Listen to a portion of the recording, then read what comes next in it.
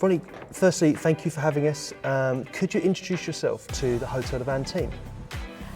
With pleasure. So I'm Véronique Drouhin, the fourth generation, I would say the fourth generation of winemaker of the family. Joseph, Maurice, Robert, and then it is me who took over the winemaking for the family and making wine here and in Oregon. Fantastic. And you probably already know, but we list your Chablis by the glass. So to help the team understand a little bit more about Joseph Drouhin, the wine and your wine and food recommendations, could you kind of start by telling the team a little bit more about Joseph Drouhin? Yes, with pleasure. Well, first, thank you very much for having the Chablis. Great. It's great. So for Chablis, first, you know that we like to work with sustainability thinking. So my brother, who's in charge of the farming, turned the entire estate to organic farming. It doesn't mean that all the wine Joseph Drouhin sells are biodynamically farmed, but every wine from the estate will be. So in the case of, for example, this Chablis, part is from the estate, but we also buy grapes from partners, so we can't say that this one would be organic. It's very important too. And do you use the same partners each year? Or? We use the same partners each year. That's something very that my father started to do, because we believe it's very nice to have the connection. And then there is some discussion about farming, which my brother can help if they would like to go to some direction of more sustainability or organic farming.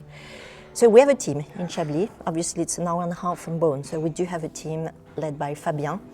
And there's a little space where we press the fruit. So we pick the fruit is pressed over there, and then we bring the juice here for fermentation. In an ideal world, someday we have a winery there, but it is super expensive. Yeah.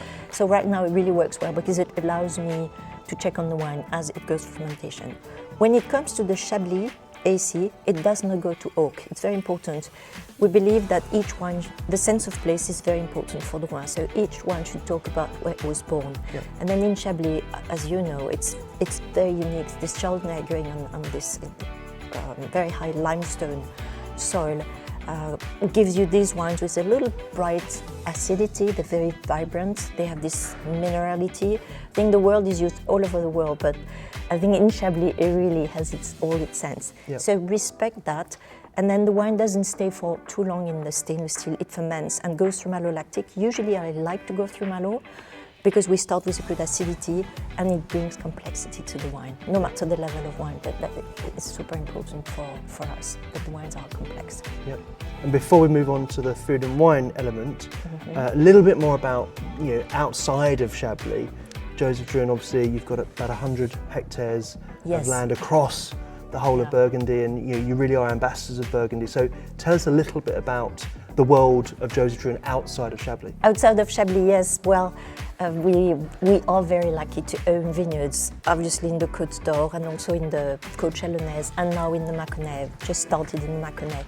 But really the cork for us is again this sense of place. So when I put the cork in a bottle of Clos des Mouches or in a bottle of Volnay, it is my responsibility that the wine reflects or tastes like a Volnay.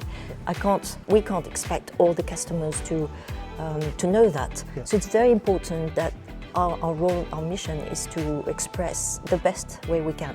And for Joseph Drouhin, it's actually my grandfather who sort of set the style of what Drouhin wine should be. And for him, elegance, complexity and finesse were very important. And I would say in the 90s that was not so popular. People prefer bigger wines, but that has changed, and I think we see a big move back to wines that are a bit more delicate and beautifully well textured. So I work a lot on that. Well, it's a big responsibility because your name is literally on the bottle. And I believe you produce around 96 wines. Yeah, almost about 100. It depends, but around 100 different labels. But it could be one barrel, so it could be 25 cases of wine, as it could be 50 barrels. But for each wine, no matter the number of barrels, we will taste them every other week because we have a lot. So 1 week we'll do all the whites and 1 week all the reds, and that allows us to decide what to do on the wine. Either nothing or a little racking if there's some reduction, or decide when the wine is ready to be bottled.